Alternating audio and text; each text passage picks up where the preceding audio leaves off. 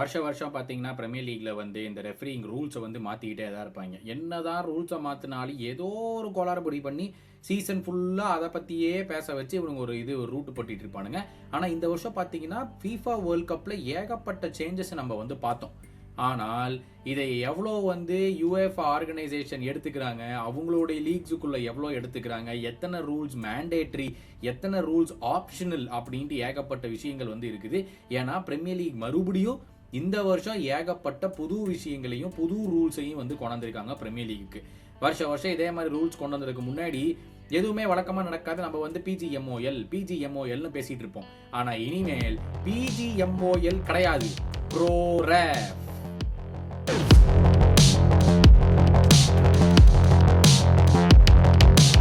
Welcome back to விளையாட்டு மன்றம். நீங்க பார்த்துட்டு இருக்கிறது பிரீமியர் லீக் உடைய புது ரூல்ஸ் என்ன அப்படின்னு சொல்லிட்டு நான் ஏற்கனவே சொல்லியிருந்தேன். பிஜிஎம்ஓஎல் அப்படின்னு இனிமேல் நீங்க வந்து சொல்றதோ, டைப் அடிக்கிறதோ, கமெண்ட்ஸ்ல போடுறதோ அதைய வந்து இனிமேல் நீங்க பண்ணக்கூடாது. ஏன்னா பேரை மாற்றி விட்டார்கள். பிஜிஎம்ஓஎல் இருந்து ப்ரோ ரெஃப் அப்படின்னு தான் எங்களை கூப்பிடணும் அப்படின்னு வந்து சொல்லிட்டாங்க.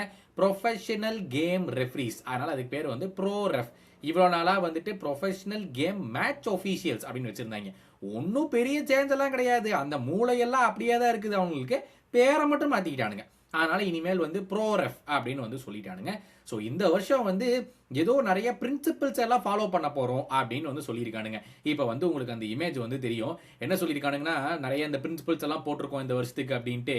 Maintain high threshold for penalising challenges. Not every contact is a foul while protecting player safety. நாங்கள் என்ன ஃபவுல் கொடுத்தாலுமே நாங்கள் வந்துட்டு இது விசில் ஊதணும், இது வந்து கார்டு கொடுக்கணும் அப்படின்னு அவசியம்லாம் கிடையாது. நாங்கள் வந்து பிரீமியர் லீக்டா, நாங்கள் வந்து ஃபிசிக்கல் லீக்டா, நாங்கள் வந்து இப்படித்தான்டா வைப்போம் அப்படின்னு சொல்லிட்டு ஒரு பிரின்சிபலை போட்டு வச்சிருக்கானுங்க. ஸோ என்ன கான்டாக்ட் பண்ணாலும் அது வந்து ஃபவுல் கிடையாது. நாங்கள் முடிவு பண்ணணும் அந்த கான்டாக்ட் நல்ல கான்டாக்ட், ஹார்ஷான கான்டாக்ட் நாங்கள் முடிவு பண்ணா தான் ஃபவுல்னு வந்து கொடுப்போம் அப்படின்னு சொல்லியிருக்கானுங்க. ரெண்டாவது, maintain a high threshold for VAR intervention. Referee's call will stand unless in the opinion of the VAR based on the evidence readily available that a call is a clear and obvious error. அதாவது இந்த விஷயத்துல எவ்வளவு இருக்கு தெரியுமா இந்த ஒரு ஸ்டேட்மெண்ட்ல. Maintain high threshold for VAR intervention. அதுல ஃபர்ஸ்ட் பார்ப்போம். அதுல என்ன விஷயம் சொல்றான்னா, ரொம்ப பெரிய தப்பு நடந்துருச்சு அப்படின்னா மட்டும்தான் VAR வரும். அங்கேயே நாங்கள் வந்து ஹை த்ரெஷ்ஹோல்ட் தான் வைக்கிறோம். எல்லாத்துக்கும்லாம் VAR உள்ள வந்துட்டு நீங்க எதிர்பார்க்கிற மாதிரி வந்து டிசிஷனை வந்து மாற்ற முடியாது. அதுலயே high threshold on field referees call வந்து கண்டிப்பாக நிற்கும் unless in the opinion of the VAR. நல்லா ஞாபகம் வச்சுக்கங்க, இந்த ஒப்பீனியன் ஆஃப் தி VAR அப்படின்னா அந்த நாளைக்கு அந்த மேட்ச்ல அந்த அன்னைக்கு இருக்கிற ரெஃப்ரிக்கு அவனோடைய ஒப்பீனியன்ல based on the evidence readily available. ரொம்ப ரொம்ப கீவேர்ட், ரெடிலி அவைலபிள் எவிடன்ஸ். அந்த சமயத்தில் அவனுக்கு கிடைக்கிற எவிடன்ஸ். நம்ம நிறைய தடவை பார்த்துருக்கோம். இந்த கரெக்டாக அந்த VAR நம்மளுக்கு வந்து டிவியில் போட்டு காமிப்பாங்க. அவங்களுக்கு வந்து 4 ஆங்கிள் அப்படி இப்படின்லாம் வந்து காமிப்பாங்க. கடைசியில் பார்த்தீங்கன்னா மேட்சுக்கு அடுத்த நாள் செம்ம கிளியராக செம்ம வீடியோ, அந்த ஆங்கிள் இந்த ஆங்கிள் 10,000 ஆங்கிள் இருந்து காட்டுவானுங்க. ஆனால் கேட்டால் VARக்கு அது நாங்கள் கொடுக்கலைங்க அப்படிமா. அதுதான் தெளிவாக போட்டிருக்காங்க பாருங்க. Evidence readily available. அந்த எவிடன்ஸை வச்சு அந்த கால் வந்து கிளியர் அண்ட் ஆப்வியஸ் எரரா தான் நாங்கள் பார்க்க போறோம் அப்படின்னு வந்து சொல்லிட்டாங்க. ஸோ இதான் ரெண்டாவது விஷயம். மூணாவது, efficient application of VAR including the improved semi automated offside technology. என்ன இம்ப்ரூவ்மெண்ட் பண்ணாங்கன்னு தெரியல. போன வருஷம்லாம் அடுத்த ஃப்ரேம் வச்சுக்கிட்டு இவனுங்களே அனிமேஷன்லாம் போட்டாங்க. அது என்னத்தை இம்ப்ரூவ்மெண்ட் பண்ணி வச்சுக்கிறாங்கன்னு தெரியல.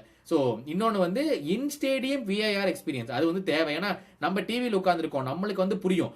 அங்கே இந்த ஸ்டேடியம் உட்காந்துருக்கவங்களுக்கு என்னடா நடந்துச்சுங்க, என்னடா சேஞ்ச் பண்ணி அப்படின்னு புரியாதுல்ல. ஸோ அதை வந்து எக்ஸ்பீரியன்ஸ் இம்ப்ரூவ் பண்ண போறோம் அப்படின்னு சொல்லியிருக்கானுங்க. Continue a robust approach to improving participant behaviour on field and in the technical area அப்படிங்கிறானுங்க. அதாவது பார்ட்டிசிபென்ட் பிஹேவியரை வந்துட்டு நல்ல இம்ப்ரூவ் பண்ண போறாங்களாம். ஆன் த ஃபீல்டு இருக்கிறதும் அந்த டெக்னிக்கல் ஏரியாவில் மேனேஜர்லாம் இருக்காங்க பார்த்தீங்களா, அந்த இடத்துல இருக்கிறதுக்குமே வந்து இம்ப்ரூவ்மெண்ட் வரப்போகுதுங்கிறானுங்க. Maintain stronger measures to reduce time wasting and disruption tactics. இதுதான் வந்து மிகப்பெரிய விஷயமா வந்து இந்த வருஷத்துல வந்து ஃபோக்கஸ் பண்ணியிருக்கானுங்க. டைம் வேஸ்டிங் எவனும் பண்ணக்கூடாது. டைம் வேஸ்டிங் பண்ணினா நாங்க உன்னைய பனிஷ் பண்ணுவோம் அப்படின்னு சொல்லி நம்ம வந்து வேர்ல்ட் கப்லேயே கூட பார்த்தோம். இந்த மாதிரி பண்ணினா நீ மாட்டுவ, ஆப்போசிஷனுக்கு தாண்டா அட்வான்டேஜ் வரும் அப்படின்னு சொல்லிட்டு. ஆனா அதோட பெரிய லெவல்ல இந்த செஸ் பண்ணிருக்கானுங்க. என்னன்னா ஃபர்ஸ்ட்லி அதாவது இந்த போன வருஷம் அந்த ஹோல்டிங் பண்றது, இந்த பெனல்டி பாக்ஸ்குள்ளார வந்துட்டு கட்டி பிடிக்கிறது ஆப்போனண்ட்டை, கோல் கீப்பரை போய் இது பண்றது, அப்போவே க்ளவுஸ் இழுத்து விடுறது, போய் கோல் கீப்பரை வந்து ஹோல்ட் அவுட் பண்ணி புஷ் அவுட் பண்ணி அவனை வந்துட்டு பாலுக்கு வர விடாம பண்றது, அதையெல்லாம் ஸ்டாப் பண்ணணும் அப்படிங்கிறதுக்காக என்ன பண்ணியிருக்காங்கன்னா, டிஃபெண்டரை வந்துட்டு if the defender is cleanly focused only on the opponent, அந்த பாலையே ஃபோக்கஸ் பண்ணாம ஆப்போனண்ட்டை மட்டும் ஃபோக்கஸ் பண்ணிட்டு பாலுக்கே போகாம ஆப்போனண்ட் மட்டும் எப்படியாச்சும் பாலுக்கு போகக்கூடாதுப்பா அப்படின்னு பண்ணி அந்த அட்டாக்கரோடைய அபிலிட்டி டு பிளே த பால் அதை வந்து சேலஞ்ச் பண்ணாங்கன்னா அதுக்கு வந்து தே வில் பி பீனலைஸ்ட். அது வந்து பெனல்ட்டியாகவும் இருக்கலாம், இல்லை ஃப்ரீ கிக்காகவும் இருக்கலாம், எதுவாகவும் இருக்கலாம்.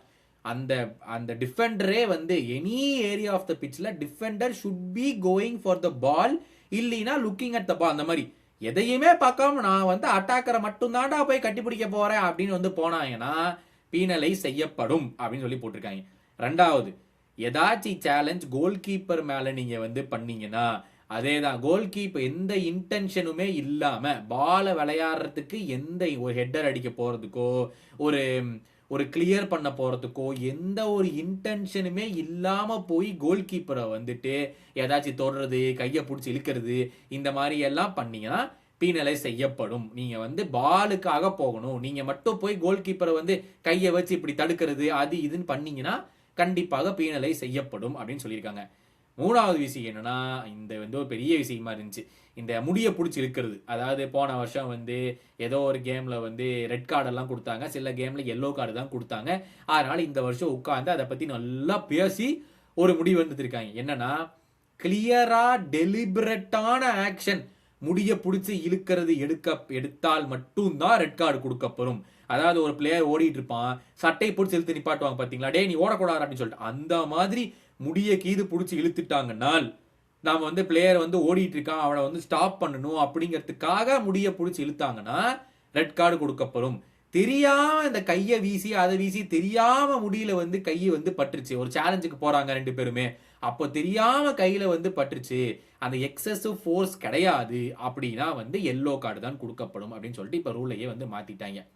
அடுத்த விஷயம், யாராச்சும் ஒரு பிளேயர் இன்ஜுரி, ஏதாச்சும் இம்பாக்ட் இன்ஜுரி, என்ன இன்ஜுரியா இருந்தாலுமே ஃபீல்டில் ட்ரீட்மெண்ட் எடுத்தாங்கன்னா, அதாவது ஃபிசியோஸ் எல்லாம் வந்து உட்காந்து ட்ரீட்மெண்ட் எடுத்தாங்கன்னா இது வரைக்கும் 30 செகண்ட் தான் ஃபீல்டை விட்டு வெளியே இருப்பாங்க.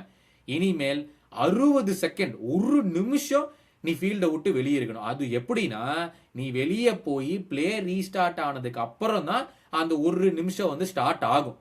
அதனால 60 செகண்ட்ஸ் அது வந்து ஃப்ரீ கிக்காகவும் இருக்கலாம், நீ டிஃபெண்ட் பண்ற டீமாவும் இருக்கலாம், ஒரு செட் பீஸ்க்கு நடந்து கார்னர் வரப்போகுதுடா நான் எப்படா டிஃபெண்ட் பண்ணாம இருக்க முடியும், அந்த பேச்சே இல்லை.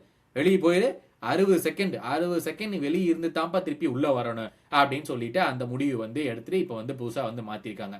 அடுத்தது த்ரோயின், நீ பாலை வந்து போய் எடுத்து ஒரு டவலை வச்சு தொடச்சு அப்புறம் அங்க ஒரு 2 தடவை ஸ்டெப் நடந்து இங்க ஒரு 2 ஸ்டெப் நடந்து 2 கையை ஆட்டி காலை ஆட்டி ஷூலேஸை டைப் பண்ணி 5 செகண்ட் தான் வேணும்னா போய் த்ரோ எடு. ஏன்னா இப்பதான் இனிமேல் ஒரு பால் தான் இருக்குன்னு சொல்ல முடியாது, பிச்சிலேயே வந்து 8 பால் என்னமோ இருக்க போகுதுல, அங்க பால் உனக்கு ரெடியா தான் இருக்கும். போனீங்கன்னா 5 செகண்ட் தான், 5 செகண்ட் நீ த்ரோ எடுக்கலனா ஆப்போசிஷனுக்கு த்ரோ கொடுக்கப்படும் அப்படின்னு சொல்லிட்டு எழுதிட்டாங்க.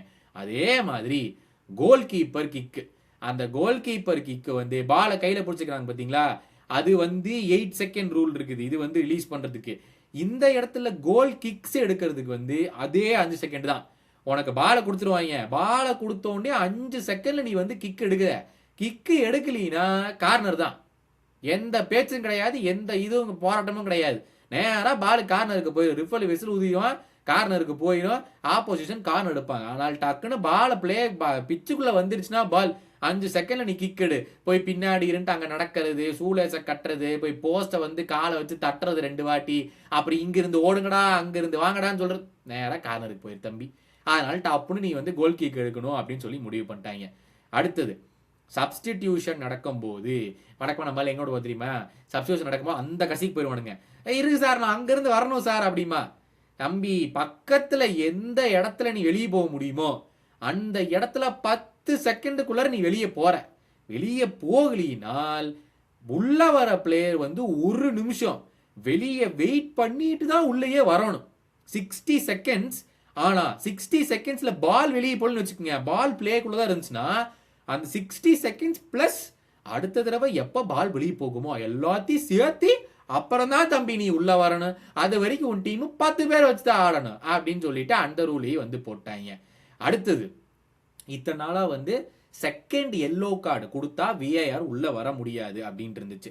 இப்போ வந்து ரெண்டாவது எல்லோ கார்டு கொடுத்தாங்கன்னா அந்த ரெண்டாவது எல்லோ கார்டுக்கு மட்டும் விஐஆர் வந்து செக் பண்ணி இது கரெக்டான எல்லோ கார்டா இல்லையா அப்படின்னு பார்த்துட்டு அவனுக்கு ரெஃப்ரிக்கு வந்துட்டு இல்லப்பா நீ தப்பு பண்ணிட்ட அப்படின்னு சொல்லிட்டு வேணும்னா கூப்பிட்டு பார்க்க வைக்கலாம். ஆனால் ரெண்டாவது எல்லோ கார்டை மட்டும்தான், நீ முதல் எல்லோ கார்டை போய் பார்த்து கொடுக்க முடியுமான்னா கிடையாது, ரெண்டாவது எல்லோ கார்டை மட்டும்தான். புரிஞ்சுதுங்களா? அதே சமயம் ஏன்டா ரெண்டாவது எல்லோ கார்டை கொடுக்கல, விஐஆர் இதை வந்து கொடுக்க மாட்டானான்லாம் கேட்க முடியாது. கொடுத்த ரெண்டாவது எல்லோ கார்டை தவிர்க்கவும் தப்பான இடத்துல எல்லோ கார்டு கொடுக்கப்பட்டுச்சே வெளியே போறானே அப்படிங்கிறத தடுக்கிறதுக்கு மட்டும்தான் இது. ரெஃப்ரியே எல்லோ கார்டு கொடுக்கலனா ஒண்ணுமே வந்து பண்ண முடியாது. இன்னொரு விஷயம் சொல்றேன், இதுல வேர்ல்ட் கப்ல ஒரு நல்ல விஷயம் பார்த்தோம். அந்த சுவிட்சர்லாந்து வர்சஸ் அர்ஜென்டினா கேம்ல அந்த சுவிட்சர்லாந்து பிளேயர் வந்து சிமுலேஷன் பண்ணதுக்காக ஆப்போசிஷன் பிளேயருக்கு எல்லோ கார்டு கிடைச்சிச்சு. எனக்கு டாக்லியாஃபிகோவர் யாருன்னு தெரியல. ஆனா விஏஆர் உள்ள வந்து தம்பி இவனுக்கு தான் நீ எல்லோ கார்டு கொடுக்கணும் சிமுலேஷனுக்கு, ஆனா இவனுக்கு எல்லோ கார்டு கொடுத்துட்ட நீ இது பண்ணு அப்படின்னு சொல்லிட்டு அவனுக்கு எம்போலோக்கு செகண்ட் எல்லோ கார்டு கொடுத்து அமிச்சாங்க. அது பிரீமியர் லீக்ல கிடையாது. ரெஃப்ரி ஜென்யூனா தப்பு பண்ணிட்டான், அதாவது சிமுலேஷன் தெரிஞ்சோ தெரியாமலோ ஆப்போசிஷனுக்கு எல்லோ கார்டு கொடுத்துட்டான் என்றால் அந்த எல்லோ கார்டு நிற்கும். ஆனால் அதே சமயம் அது ரெண்டாவது எல்லோ கார்டாக இருந்தால் மட்டும்தான் விஐஆர் உள்ள வர முடியும். இப்ப நான் வந்து உங்கள்கிட்ட ஒரு சேலஞ்சை பண்றேன், ஆனா சேலஞ்சே பண்ணல, நீங்களே ஏமாத்தி கீழே விழுந்துட்டீங்க. ஆனா எல்லோ கார்டு எனக்கு வந்துச்சுனாலும் அது மிஸ்டேக்கன் ஐடென்டிட்டி அப்படிங்கிற ஒரு கான்செப்ட்ல தான் FIFA வந்து உள்ள கொண்டு வந்தாங்க வேர்ல்ட் கப்புக்கு. ஆனா பிரீமியர் லீக்ல அதெல்லாம் கிடையாதுப்பா, உனக்கு ரெஃப்ரி கொடுத்தாருன்னா உனக்கு எல்லோ கார்டு தான், அவ்வளவுதான். ஆனா அதே எனக்கு ரெண்டாவது எல்லோ கார்டா இருந்தால் மட்டும்தான் விஆர் வந்து பார்த்துட்டு இவனுக்கு கொடுத்துட்டு கூடாதுப்பா நீ அவனுக்கு கொடுக்கல அப்படின்னு அவனுக்கு கொடுக்க முடியாது. எனக்கு ரெசிண்ட் தான் பண்ண முடியும். எனக்கு அந்த ரெண்டாவது கார்டு எல்லா எல்லோ கார்டு வேணாம் அப்படின்னு சொல்லிட்டு எடுத்துருவாங்க, அவ்வளவுதான். புரிஞ்சுதுங்களா? அங்கேயும் இங்கேயும் நிறைய வித்தியாசம் இருக்கு. ஓகே, மூணாவது ஒரு விஷயம், FIFA வேர்ல்ட் கப்ல கார்னர்ஸுக்கு வந்துட்டு அது கார்னரா இல்லையா அப்படின்னு பார்த்து கூட விஐஆர் உள்ள வர முடியும் அப்படின்ற ஒரு கான்செப்ட் இருந்துச்சு, ஞாபகம் இருக்குங்களா? அதாவது அந்த அட்டாக்கிங் டீம் வந்து டிஃபெண்டருடைய காலில் பட்டு போயிடுச்சுன்னா கார்னர் ஓகே, ஆனால் அட்டாக்கிங் பிளேயருடைய காலில் பட்டு போய் கார்னர் கொடுத்தாங்கன்னா இது விஆர் உள்ள வந்து கிடையாதுப்பா இது வந்து தப்பா கொடுத்துன்னு சொல்லிட்டு டக்குன்னு அவங்க வந்து மாற்ற முடியும். பிரீமியர் லீக்ல அப்படி பண்ண முடியாது. அதனால வந்து அந்த இன்கரெக்ட்லி அவார்டட் கார்னர்ஸ் அது இருக்கும், அது வந்து எடுத்துட போறது கிடையாது. அது வந்து ஆப்ஷனல் ரூல், ஓகேங்களா? அது வேணா நீங்க எடுத்துக்கோங்க, வேண்டாட்டி விட்டுருங்க, உங்க லீகுக்கு நீங்க முடிவு பண்ணிக்கோங்கப்பா அப்படின்னு சொல்லிட்டு FIFA சொன்ன காரணத்தினால incorrectly awarded corner incorrectly awarded கார்னராகவே தான் இருக்கும். நாங்க யுஎஃப்ஆக்கு அடியில வர ஆர்கனைசேஷன்னா நாங்க இப்படித்தான் பண்ணுவோம் அப்படின்னு சொல்லிட்டு வந்து பிரீமியர் லீக் வந்து முடிவு பண்ணியிருக்காங்க. ஸோ இந்த வருஷம் வந்து ஒரு நல்ல டிஸ்கஷன்லாம் வச்சிருக்காங்க. அதுல வந்து யாரோ கூட்டம் டிஸ்கஷன்லாம் வச்சதுல வந்து சொல்லியிருக்காங்கன்னா வெறும் 43% பேர் தான் வந்து எக்ஸ்ட்ராவா விஐஆருக்கு பவர் கொடுங்க அப்படின்னு சொல்லியிருக்காங்க. அதனால வந்து ஓகே இது வந்து அந்த கிரைட்டீரியாவை மீட் பண்ணாது அப்படிங்கறனால வந்து அவங்க வந்து எடுத்துக்கல. அந்த சமயத்துல எல்லாருமே சேர்ந்து ஓகே விஐஆருக்கு எக்ஸ்ட்ராவா பவர் கொடுங்க அப்படின்னு சொல்லியிருந்தாங்கன்னா வந்து பரவாயில்ல. அந்த 43 கூட விடுங்க, இந்த இன்கரெக்ட்லி அவார்டட் கார்னர் இருக்குல்ல, வெறும் 37% மக்கள் தான் வந்து பரவாயில்ல இன்கரெக்ட்லி கொடுத்த கார்னர் வந்து நீங்க வந்து மாத்துங்கன்னே சொல்லி வெறும் 37% மாதிரி உட்காந்துருக்கானுங்க. மீதி 63% பேரு தம்பி பரவாயில்லப்பா இன்கரெக்ட்லி கொடுத்த கார்னரா என்ன இருந்தா எடுத்துட்டு போறா இவடு அப்படின்ட்டு இருக்கானுங்க. இவனுங்களை என்ன சொல்றதுன்னே தெரியல. அதனால வந்து இந்த ஒரு குழுவெல்லாம் வச்சு உட்காந்து இதை வந்து பேசுவாங்க. அதுல 80% பேர் வந்துட்டு லைவான ஆடியோவும் ஃபுட்டேஜும் அந்த ரெஃப்ரிங் டிசிஷன்ஸ் வந்து பண்ணும்போது என்ன நடக்குதோ அது டிவியில வந்து கேட்கணும் அப்படின்னு சொல்லிட்டு 80% பேர் சொல்லியிருக்காங்க. ஆனா பிரச்சனை என்னன்னா ஐஃபேப் அப்படிங்கிற பாடி தான் வந்து இந்த ஃபுட்பால் ரூல்ஸ் உலகம் பூரா பரப்புறது. அவங்கள பொறுத்த வரைக்கும் இந்த லைவ் ஆடியோ வரக்கூடாது டிவியில அப்படின்னு சொல்லிட்டு ஐஃபேப் முடிவு பண்ணுது, பிரீமியர் லீக் முடிவு பண்ணது கிடையாது. ஸோ அதனால அதை வந்து இந்த வருஷம் கொண்டு வர போறது இல்லைன்னு நினைக்கிறீங்கன்னா அது வந்து ஷுவரா என்னன்னு சொல்லல. பட் 80% மக்கள் வந்து அந்த ஆடியோவை லைவாவே எங்களுக்கு காட்டுங்க, அவனுக்கு என்ன பேசுறான்னு நாங்க வந்து கேட்டாகணும் டிவியில அப்படின்னு சொல்லிட்டு வந்துட்டு சொல்லியிருக்காங்க. அதுல 68% மக்கள் தான் வந்துட்டு விஏஆர் சம்பந்தமா என்ன பேசுறாங்களோ அப்போ நாங்க கேட்கணும் அப்படின்னு சொல்லியிருக்காங்க. பட் இன்னுமே அந்த ஐஃபேப் வந்து அதைய வந்து எடுக்காதனால அது நடக்க போறது இல்லை. ஸோ இதெல்லாம் தான் வந்து இந்த வருஷம் பிரீமியர் லீக் உடைய புது ரூல். இதுல எந்த ரூலை ஃபர்ஸ்ட் நம்ம ஃபாலோ பண்ண போறது இல்லை, இல்ல எந்த டீமுக்கு ஃபர்ஸ்ட் தப்பா டிசிஷன் நடக்க போகுது அப்படின்னு சொல்லி நீங்க வந்து காமெண்ட்ல போடுங்க. இல்ல வேற ஏதாச்சும் ரூல்ஸை மாத்திருக்கும்னு நினைச்சீங்கன்னா அதையும் வந்து காமெண்ட்ல பண்ணுங்க. ஓகேவா? ஸோ மறக்காம லைக், ஷேர் அண்ட் சப்ஸ்கிரைப் பண்ணுங்க. விளையாட்டு மன்றமுக்கு அடுத்தடுத்த வீடியோவை தொடர்ந்து சப்போர்ட் பண்ணுங்க. மறுபடியும் பார்க்க திஸ் கௌதம். பாய்.